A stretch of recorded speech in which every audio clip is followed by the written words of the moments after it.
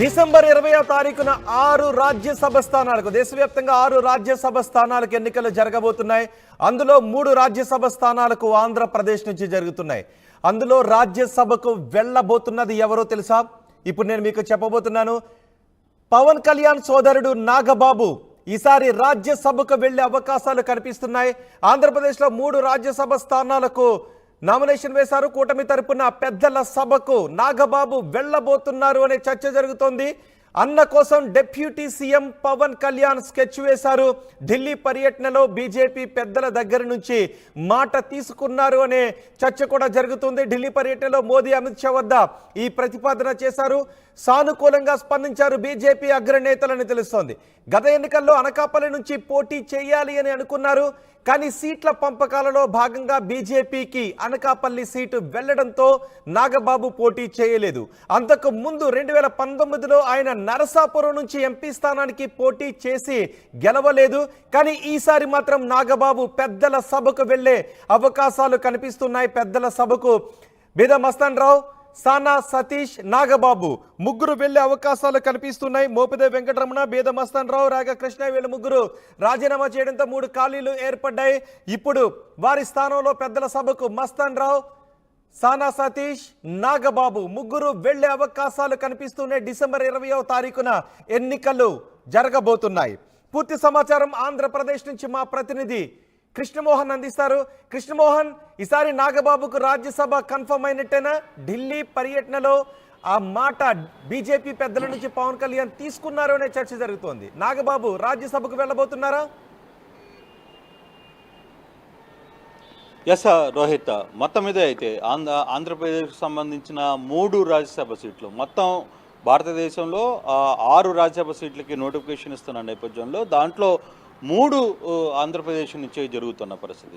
గతంలో వైసీపీలో ఉన్న 3 కీలక నేతలు మోపిదేవి రమణ, తర్వాత బీదా మస్తాన్ రావు, తర్వాత కిష్టయ్య ముగ్గురు కూడా నేతలు రాజ్యసభ సీట్లకి రాజీనామా చేసిన నేపథ్యంలో ఒక సీటు బీదా మస్తాన్ రావుకి తిరిగి ఎన్నుకునే విధంగా ముందుగానే ఒక ఒప్పందం కుదిరింది అనేది జరుగుతున్నారు. దాంట్లో ఒక సీటు మాత్రం బీదా మస్తాన్ రావుకి క్లారిటీ ఉంది. ఆ విషయంలో ఎటువంటి తర్జన భర్జన లేదు. అయితే ఇప్పుడు పవన్ కళ్యాణ్ తమ్ముడు నాగబాబుకి కూడా సీటు ఇవ్వబోతున్నారు అనే ఒక చర్చ దాదాపుగా ఖరారైంది. ఈ వ్యవహారంలో అంటే ముందు మిగిలిన 3 సీట్లలో 2 తెలుగుదేశం, 1 జనసేన తరఫున వెళ్ళే పరిస్థితి. దానికి బీజేపీ నేతలు కూడా ఒప్పుకున్నారు. పవన్ కళ్యాణ్ కూడా ఢిల్లీలో 2 రోజుల పాటు అక్కడే ఉన్నారు. తన అన్న కోసం కొంత లాబియింగ్ చేశారు. అమిత్ షా దగ్గర కావచ్చు, మోడీ దగ్గర కావచ్చు. చాలా క్లియర్గా కొంత ఈ సంబంధించిన వ్యవహారంలో కొంత అవుట్పుట్ అయితే తీసుకున్నారు. కొంత ఇన్ఫర్మేషన్ ఇచ్చినప్పుడు వాళ్ళు కూడా సానుకూలంగా స్పందించారు అనేది చాలా క్లియర్గా అర్థమవుతున్న నేపథ్యంలో 6 రాజ్యసభ సీట్లకి నోటిఫికేషన్ ఇస్తున్న నేపథ్యంలో దాంట్లో 3 ఆంధ్రప్రదేశ్ నుంచే జరుగుతున్న పరిస్థితి. గతంలో వైసీపీలో ఉన్న 3 కీలక నేతలు మోపిదేవి రమణ, తర్వాత బీదా మస్తాన్ రావు, తర్వాత కిష్టయ్య ముగ్గురు కూడా నేతలు రాజ్యసభ సీట్లకి రాజీనామా చేసిన నేపథ్యంలో ఒక సీటు బీదా మస్తాన్ రావుకి తిరిగి ఎన్నుకునే విధంగా ముందుగానే ఒక ఒప్పందం కుదిరింది అనేది జరుగుతున్నారు. దాంట్లో ఒక సీటు మాత్రం బీదా మస్తాన్ రావుకి క్లారిటీ ఉంది. ఆ విషయంలో ఎటువంటి తర్జన భర్జన లేదు. అయితే ఇప్పుడు పవన్ కళ్యాణ్ తమ్ముడు నాగబాబుకి కూడా సీటు ఇవ్వబోతున్నారు అనే ఒక చర్చ దాదాపుగా ఖరారైంది. ఈ వ్యవహారంలో అంటే ముందు మిగిలిన 3 సీట్లలో 2 తెలుగుదేశం, 1 జనసేన తరఫున వెళ్ళే పరిస్థితి. దానికి బీజేపీ నేతలు కూడా ఒప్పుకున్నారు. పవన్ కళ్యాణ్ కూడా ఢిల్లీలో 2 రోజుల పాటు అక్కడే ఉన్నారు. తన అన్న కోసం కొంత లాబియింగ్ చేశారు. అమిత్ షా దగ్గర కావచ్చు, మోడీ దగ్గర కావచ్చు. చాలా క్లియర్గా కొంత ఈ సంబంధించిన వ్యవహారంలో కొంత అవుట్పుట్ అయితే తీసుకున్నారు. కొంత ఇన్ఫర్మేషన్ ఇచ్చినప్పుడు వాళ్ళు కూడా సానుకూలంగా స్పందించారు అనేది చాలా క్లియర్గా అర్థమవుతున్న నేపథ్యంలో నాగబాబు సంబంధించిన వ్యవహారంలోకి వస్తే అనకాపల్లి నుంచి గతంలో ఎంపీ సీటుగా పోటీ చేయాల్సింది. కానీ కొన్ని అనివార్య పరిణామాల వల్ల బీజేపీ సీటు కోరడంతో అక్కడ సీఎం రమేష్కి సీటును కేటాయించిన పరిస్థితి అయితే ఉంది. అక్కడ ఆయన ఎంపీగా గెలుపొందిన పరిస్థితి. అయితే ఆ సీటు వ్యవహారం తర్వాత జనసేన తరఫు నుంచి ఒక రాజ్యసభ సీటుకి ఖచ్చితంగా ఇవ్వాల్సిన పరిస్థితుల్లో నాగబాబు త్యాగం చేశారు కాబట్టి నాగబాబుకి ఇవ్వాల్సిన పరిస్థితి ఉంటుంది అనేది మొదటి నుంచి టీడీపీలో ఒక చర్చ అయితే జరుగుతుంది. ఆ దిశగా ముందుకు వెళ్తున్న పరిస్థితి అయితే ఉంది. దానికి పవన్ కళ్యాణ్ గడిచిన 2 రోజులుగా ఢిల్లీలో వ్యవహరించిన తీరు, ఢిల్లీలో కొంత నేతలతో కీలకమైన నేతలతో ఈ ప్రతిపాదన పెట్టినట్టుగా కూడా సమాచారం ఉంది. దానికి ఓకే చేసిన సందర్భం కూడా చాలా స్పష్టంగా కనపడుతున్న పరిస్థితి అయితే ఉంది. సో ఇప్పుడు 2 సీట్లు కన్ఫర్మ్ అయినాయి. ఒకటి బీదా మస్తాన్ రావు సీటు తిరిగి ఇవ్వాలనే ఒప్పందం మీద బీదా మస్తాన్ రావు, రెండవది నాగబాబు, జనసేన తరఫున నాగబాబు.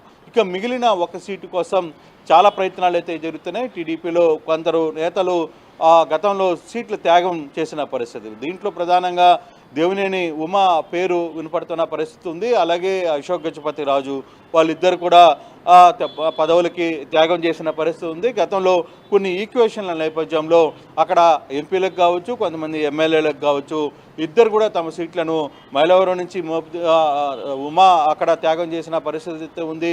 మరోవైపు శ్రీకాకుళం జిల్లా, విజయనగరం జిల్లాలకు సంబంధించి అక్కడ ఎంపీగా పోటీ చేయాలని అనుకున్నప్పటికీ కూడా మరోవైపు అక్కడున్న కొత్త ఈక్వేషన్ నేపథ్యంలో అశోక్ గజపతిరాజును కూడా పక్కన పెట్టిన పరిస్థితి, త్యాగం చేసిన పరిస్థితి అయితే ఉంది. అయితే ఇప్పుడు కొత్తగా ఈ నేపథ్యంలో సానా సతీష్, ఖచ్చితంగా సానా సతీష్ పేరు తెర మీదకి వస్తున్న పరిస్థితి అయితే చాలా క్లియర్గా కనబడుతుంది.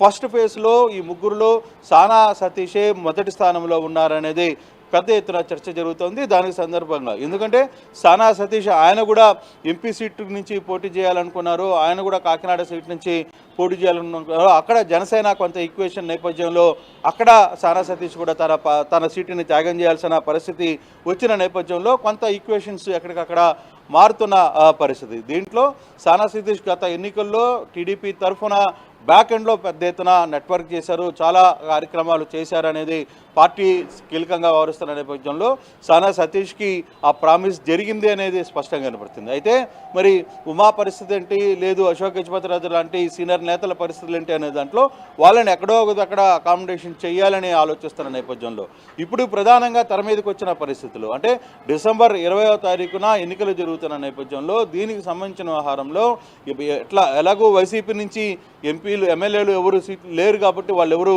ముందుకు వచ్చే పరిస్థితి లేదు కాబట్టి ఏకగ్రీవం అయ్యే నేపథ్యంలో కూడా ఈ ముగ్గురు దాదాపుగా ఖరారు అవుతున్న నేపథ్యంలో ఒకటి సానా సతీష్, రెండవది బీదా మస్తాన్ రావు, మూడవది వచ్చి నాగబాబు పేర్లు దాదాపుగా ఖరారయ్యే పరిస్థితి అయితే చాలా స్పష్టంగా కనబడుతుంది. దీని మీద కొంత జరుగుతున్నప్పటికీ కూడా ఈ సానా సతీష్ అంటే నాగబాబు గురించి పవన్ కళ్యాణ్ పావులు కదిపారు.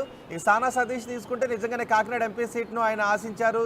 అన్ని పార్టీల్లోనూ కూడా ఆయనకి అనుకూలంగానే, అటు పవన్ కళ్యాణ్ కూడా సానా సతీష్కి అనుకూలంగానే ఉంటారు, ఇటు టీడీపీ నుంచి లోకేష్ చంద్రబాబు కూడా ఆయనకు అనుకూలంగానే ఉంటారు. ఇవన్నీ కూడా సానా సతీష్కు కలిసి వచ్చే అంశాలుగా చూడొచ్చా? డెఫినెట్గా సానా సతీష్ విషయంలో ఆ 2 పార్టీలు గతంలో కూడా 2 సీట్లు ఇస్తామన్న పరిస్థితి, జనసేన నుంచి ఎంపీ సీట్లు ఇస్తామన్నారు, తెలుగుదేశం నుంచి కూడా సీట్లు ఇస్తామన్న పరిస్థితి అయితే ఉంది. దాంట్లో ఆయన కొంత ఈక్వేషన్స్లో అక్కడ జనసేనకి ఇవ్వాల్సిన పరిస్థితి వచ్చినప్పుడు ఆయన కూడా త్యాగం చేసిన పరిస్థితి. పార్టీలో అటు పవన్ కళ్యాణ్తో కావచ్చు, ఇటు లోకేష్తో కావచ్చు, అటు చంద్రబాబుతో కావచ్చు చాలా కీలకంగా వ్యవహరిస్తున్న సానా సతీష్ వ్యవహారంలో డెఫినెట్గా ఆ పేరు ముందుకు వచ్చే పరిస్థితి ఉంది అనేది చాలా స్పష్టంగా కనబడుతుంది. ఇప్పుడు తాజాగా కొంతమంది నేతలతో కూడా నేను మాట్లాడినప్పుడు చాలా క్లియర్గా సానా సతీష్కి ఆల్మోస్ట్ క్లియర్ అయిందని చెప్తున్న పరిస్థితి. సో ఇప్పుడు ఒక బీదా మస్తాన్ రావుకి సంబంధించి ఆయన రాజీనామా చేసే ముందు అక్కడ ఒక ఒప్పందం జరిగింది. బీదా మస్తాన్కి తిరిగి అదే సీటుని ఇస్తారు అనే ఒక వ్యవహారం జరిగిన నేపథ్యంలోనే ఆయన తిరిగి తెలుగుదేశం నుంచి ఎన్నుకోబోతారు. తర్వాత ఎవరైతే మోపిదేవి రమణ ఉన్నారో ఆయన ఇక్కడ త్యాగం చేయాల్సిన పరిస్థితి వచ్చింది. ఆయన ఎమ్మెల్సీ ఇచ్చే పరిస్థితి అయితే కనపడుతుంది. ఆ తర్వాత అదే సామాజిక అంటే ఫిషరీస్ సంబంధించిన మత్స్యకారులకు సంబంధించిన వ్యవహారంలో కొంత కీలక నాయకుడిగా ఉన్నాడు కాబట్టి ఎమ్మెల్సీగా ఇచ్చి ఆయనకి ఏదైనా ఒక ఇంపార్టెంట్ అయిన పదవి ఇవ్వాలని తెలుగుదేశం ఆలోచిస్తున్న నేపథ్యంలో సో ఈ 3 ఈక్వేషన్స్లో ఉన్న దీంట్లో మరోసారి సానా సతీష్ని నిలబెడితే బాగుంటుంది అనేది చాలా క్లియర్గా టీడీపీ ఆలోచిస్తుందని. మరోవైపు ఇప్పుడు దేవినేని ఉమా పరిస్థితి ఏంటి, లేదు అశోక్ గజపతిరాజు లాంటి సీనియర్ వ్యక్తులున్న పరిస్థితులు ఏంటి, చాలామంది ఇంకొంతమంది కూడా పార్టీలకు త్యాగం చేసిన పరిస్థితి. గతంలో ఇప్పుడు మనం కానీ చూసుకుంటే కొంతమంది మాజీ మంత్రులు కూడా గతంలో సీట్లు వదులుకున్న పరిస్థితి. వాళ్ళందరికీ కూడా కార్పొరేషన్స్లో కొన్ని సీట్లను కేటాయించి అక్కడ వాళ్ళ పదవులు ఒప్పజెప్పారు. వాళ్ళందరికీ కూడా కొంత అకామిడేషన్ చేసిన పరిస్థితి అయితే ఉంది. సో అక్కడ కొంత అది క్లియర్ అయింది కాబట్టి ఆ వ్యవహారంలో ఇక రాజ్యసభ సీటుకు వచ్చేసరికి కొంత ఈ వ్యవహారంలో సానా సతీష్ బ్యాక్ ఎండ్లో ఈస్ట్ గోదావరి, వెస్ట్ గోదావరి, ఇతర ప్రాంతాల్లో చాలా కీలకంగా వ్యవహరించారు.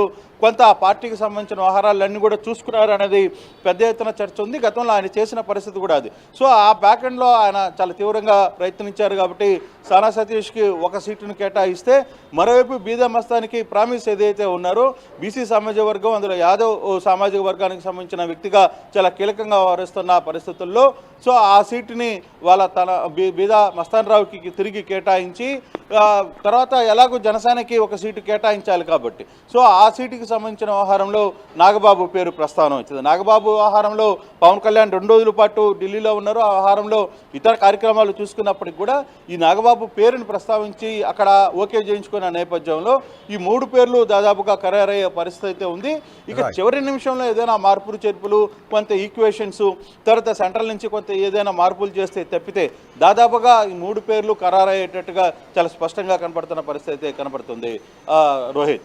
రైట్ కృష్ణమోహన్, మోపిదే వెంకటరమణ, బేద మస్తాన్ రావు, ఆర్ కృష్ణయ్య రాజీనామాలతో ఏర్పడిన రాజ్యసభ ఖాళీలకు డిసెంబర్ 20వ తారీఖున ఎన్నికలు జరగబోతున్నాయి. దేశవ్యాప్తంగా 6 స్థానాలకు ఎన్నికలు జరగబోతుంటే ఆంధ్రప్రదేశ్ నుంచి 3 స్థానాలకు ఎన్నికలు జరగబోతున్నాయి. సో ఇక్కడ ముందుగా మాట్లాడుకున్న ఒప్పందం ప్రకారమే బీద మస్తాన్ రావుకును మరోసారి రాజ్యసభకు పంపిస్తున్నారు.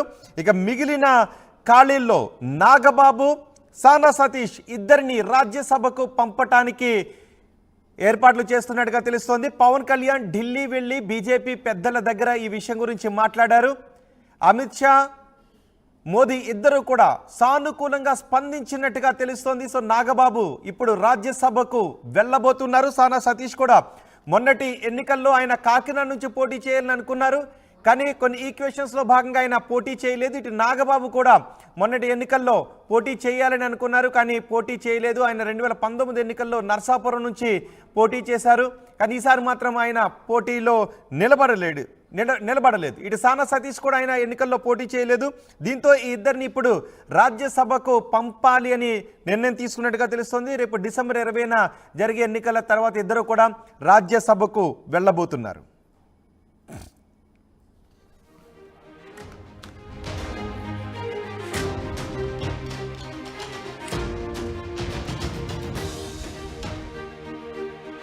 పవన్ కళ్యాణ్ సోదరుడు నాగబాబు రాజ్యసభకు వెళ్లే అవకాశాలు కనిపిస్తూ ఉన్నాయి. ఆంధ్రప్రదేశ్లో 3 రాజ్యసభ స్థానాలకు ఎన్నికలు జరగబోతున్నాయి. డిసెంబర్ 20వ తారీఖున కూటమి తరపున పెద్దల సభకు వెళ్లే వారి పేర్లు ఇవే: బీదా మస్తాన్ రావు, సానా సతీష్, నాగబాబు. బీదా మస్తాన్ రావు వైసీపీ నుంచి రాజీనామా చేసి వచ్చేటప్పుడే ఆయనకు మాట ఇచ్చారు, ఆయన్ను పెద్దల సభకు తిరిగి పంపిస్తామని. అందులో భాగంగానే ఇప్పుడు బీదా మస్తాన్ రావుకు మరోసారి అవకాశాన్ని కల్పిస్తున్నారు. బీదా మస్తాన్ రావును రాజ్యసభకు పంపిస్తున్నారు.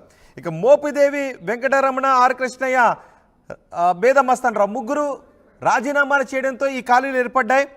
ఇక మిగిలిన ఇద్దరు సానా సతీష్, నాగబాబు. జనసేన నుంచి నాగబాబు రాజ్యసభలో అడుగు పెట్టబోతున్నారు. సానా సతీష్కు అన్ని పార్టీల్లోనూ మిత్రులున్నారు. ఇటు బీజేపీలోనూ ఉన్నారు, టీడీపీలోనూ ఉన్నారు. జనసేనాని పవన్ కళ్యాణ్ కూడా సానా సతీష్తో అత్యంత సన్నిహితంగా ఉంటారు కాబట్టి ఇవన్నీ సానా సతీష్కు కలిసి వచ్చిన అంశాలు. మొన్న కాకినాడ నుంచి ఆయన పోటీ చేయాలని అనుకున్న కొన్ని ఈక్వేషన్స్లో సీట్ల పంపకాల్లో భాగంగా ఆయన పోటీ చేయలేదు. సో ఇవి సానా సతీష్కు కలిసి వస్తున్న అంశాలు. సో ఇప్పుడు ఆంధ్రప్రదేశ్ నుంచి రాజ్యసభకు వెళ్ళబోతున్న ముగ్గురు వీరే: బీద మస్తాన్ రావు, సానా సతీష్, కొణిదెల నాగబాబు, పవన్ కళ్యాణ్ అన్న. నాగబాబు రాజ్యసభకు వెళ్ళే అవకాశాలు దాదాపు క్లియర్ అయిపోయినట్టే. సో నాగబాబు రాజ్యసభకు వెళ్ళబోతున్నారనే వార్తలపై మీ అభిప్రాయం ఏంటి? మీ అభిప్రాయాన్ని కమెంట్ బాక్స్లో తెలియచేయండి.